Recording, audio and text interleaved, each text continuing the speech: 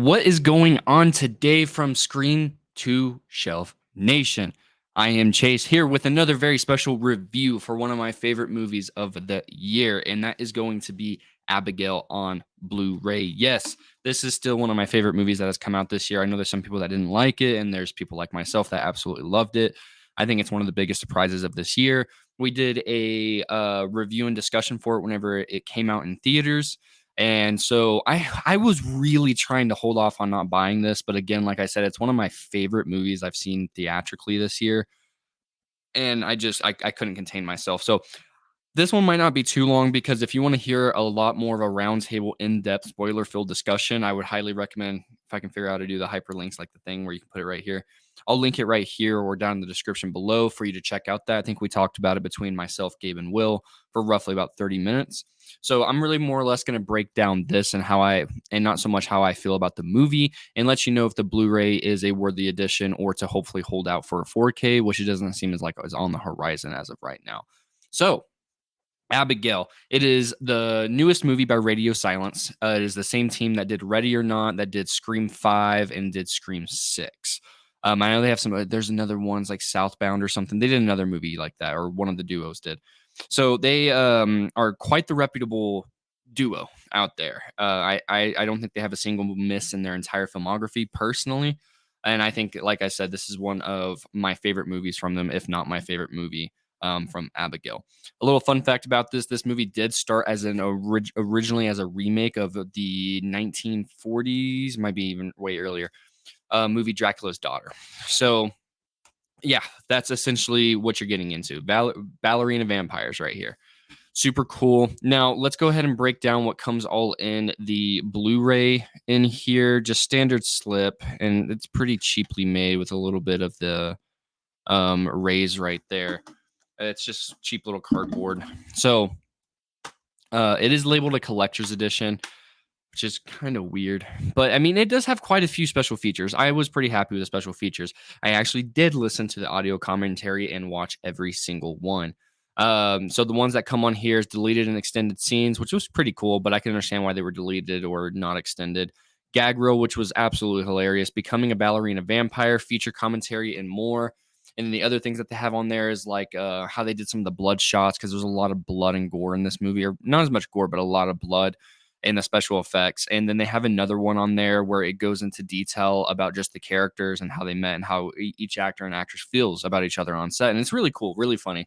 The gag reel, though, was absolutely hilarious because there's this one line in there where they're breaking down like how somebody found out about their identities and stuff, and he keeps like just ad-libbing and changing it. And I thought it was absolutely hilarious. I had a really good time with that. Now for the what is it I'm thinking of? For the audio, you have an English Dolby True HD 7.1, Dolby Digital 2.0, and Spanish, French, and Dolby Digital Plus 7.1. So that's really, really good. The subtitles that it comes on here is in English, Spanish, and French as well. It is on a BD50, and yeah. So now whenever it comes into the audio and video quality, the audio quality was really good. Now, to kind of preface, I knew I was going to be a little underwhelmed with this, and I really was just buying it because I want to watch it a few more times. I'm probably going to even watch it again later this week. The video and audio quality were a little underwhelming for me, and the reason might have been because I did go see it in Dolby, and it looked insane. Now, upon this watch, it looked extremely warm, but it makes sense. And I think like the Dolby Vision for the Dolby Cinema that I had went to go see it at just really helped alleviate a lot more of those black levels with the Dolby Vision aspect, with the HDR, everything, and then the full Atmos sound.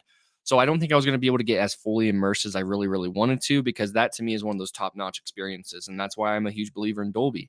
So for this, I would say I'm satisfied with this release. I'm more satisfied, much more with the special features that I'll definitely be revisiting more than just this one time and watching them just to know more about it. They were just so fun, really well done. So like I said, for the most part, it's an extremely warm movie that's presented on here. And I don't recall it being that warm when I went and saw it in Dolby. I'd say about almost 5-6 months ago now, whenever it came out. And it's over blaringly warm and yellow at points, and it just felt a little bit unnatural. Now I know they were trying to go for a more vintage style, a softer, warmer look, but again, like I said, I don't recall it being that jarring to a degree. So it just kind of docked a few points for me, just because it looked a little different than what I recall. Because I remember it looking really immaculate, extremely well done, for what was presented in Dolby.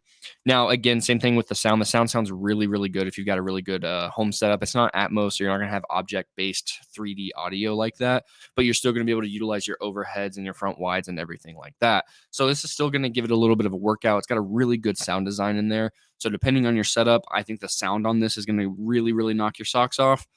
Now to sit here and say like, would I believe this is retailing right now for like $20 to $22. I think this movie itself is worth that price. I don't know about this Blu-ray release. I would say the movie to me is like a 9.5 out of 10. I know that might shock some people. It's just I absolutely love this movie. I had zero expectations, didn't see the trailer, just went in there, saw it, boom, went in, and I was blown away. Still one of the best experiences in a theater I've had all year, aside from like Furiosa and Dune. It's been a great year for horror. It's been a great year for movies in general. There's been a lot of really, really, really, really good movies that have come out. Now, whenever it comes to the video and audio, I'm going to give the audio about a solid 8, and I'm going to give the video about a decent, about 6.5 to 7. It looks good. It doesn't look horrible. It didn't wow me. If anything, it made me scratch my head a little bit saying, I don't recall it looking like this.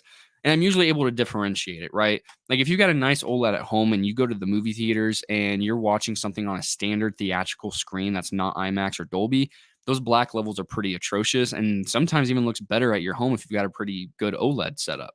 So that's just kind of the way I like to gauge it. So whenever I would see it in Dolby Vision, you have those nearly true perfect blacks, not quite exact perfect because you still have the light illumination from the bulbs and the projector and everything like that, but it's still so good. It's almost on par with the OLED blackness, right? It's as close as you can probably get, even with laser.